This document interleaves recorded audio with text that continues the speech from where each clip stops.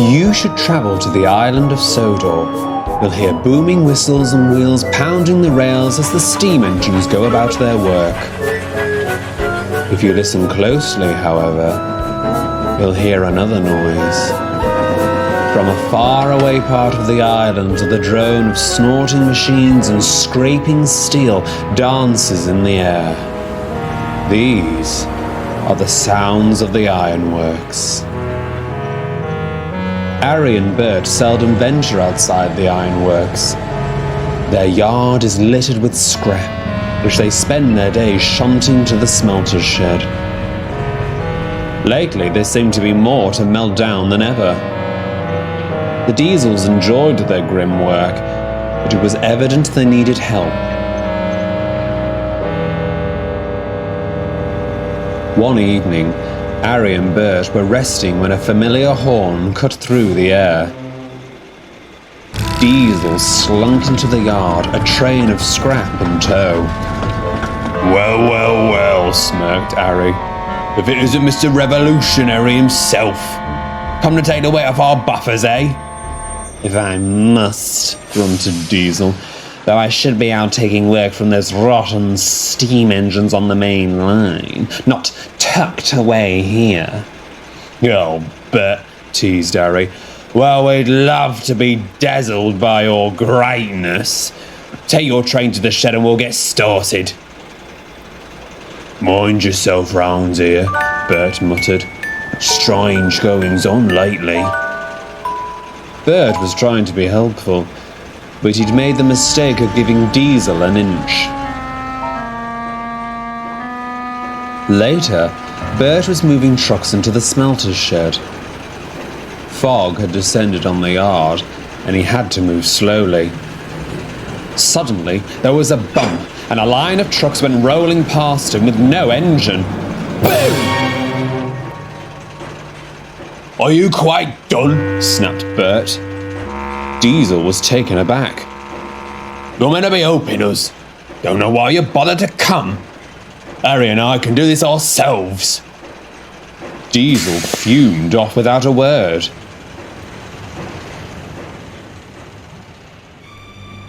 Can't rely on tired old tricks. I need a new way to scare them, he thought. The echoes of the smelting sheds faded as Diesel ventured further into the sidings. The night wind blew through the frames of the old cars and engines, which sat languishing under years of rust. Filth, muttered Diesel. Though perhaps they have some use now. Which one to scare them with? Plenty to chew. Watch where you're going, you Diesel had been so lost in thought he didn't notice what sat at the end of his line. A huge tender engine. Though its smokebox door was missing, it seemed to be staring at him. Silly me, chuckled Diesel, getting spooked by this wreck. And that's when it hit him. Spooked? Yes, it's perfect. This'll get him.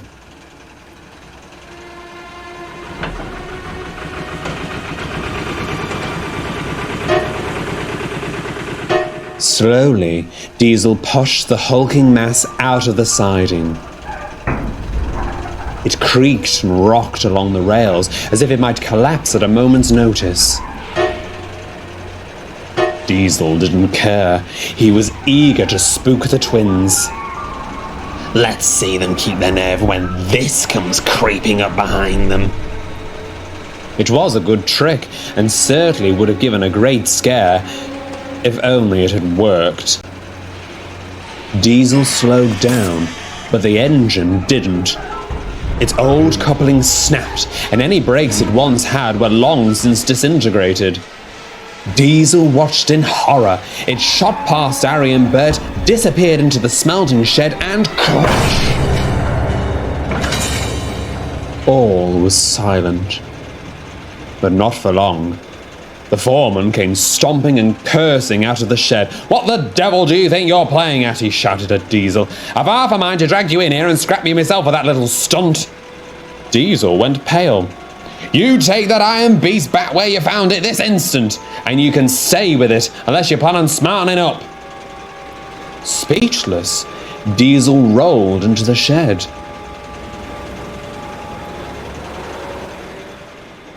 The engine was still. The red glow of molten steel flashed across its old boiler. I sleep. Diesel froze. Who's there? I sleep. Very funny. You two, truly terrifying, Diesel grunted. He looked back. Harry and Bert were nowhere to be seen. It was just him and the engine. With more care than he usually took, Diesel pulled the engine from the shed and set off towards the old sidings.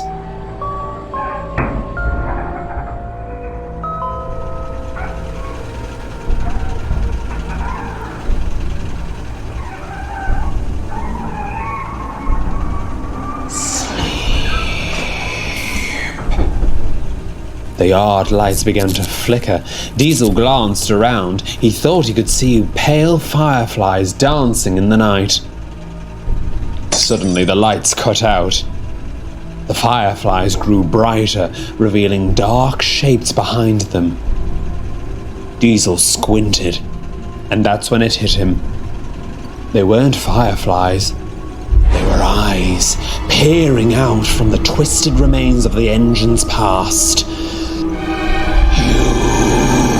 Disturbed my sleep! Diesel jumped. A face appeared on the engine where there hadn't been one before. "Oh!" shrieked Diesel, and he raced away as fast as he could, while the engine and its spectral friends vanished into the mist.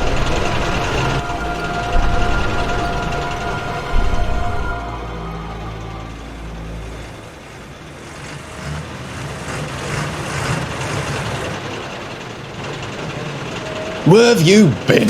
demanded Harry when Diesel returned. "Trying to leave all the work on us, eh?" I'm so sorry," stammered Diesel. "I'll get to work. I'll get to work right now." For the rest of the night, Diesel didn't say a word. He worked without fuss and gave the twins a run for their money.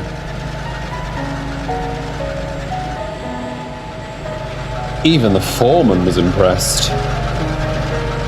All the while, he kept looking back towards the sidings, just to make sure he wasn't being followed. When the work was done, he wanted to go home. "No chance tonight, old fella," said his driver. "With fog like this, we'll never make it back." Reluctantly, Diesel backed down next to Bert in the shed. "Strange things happening round here," murmured Bert. "Oh yes, very strange things."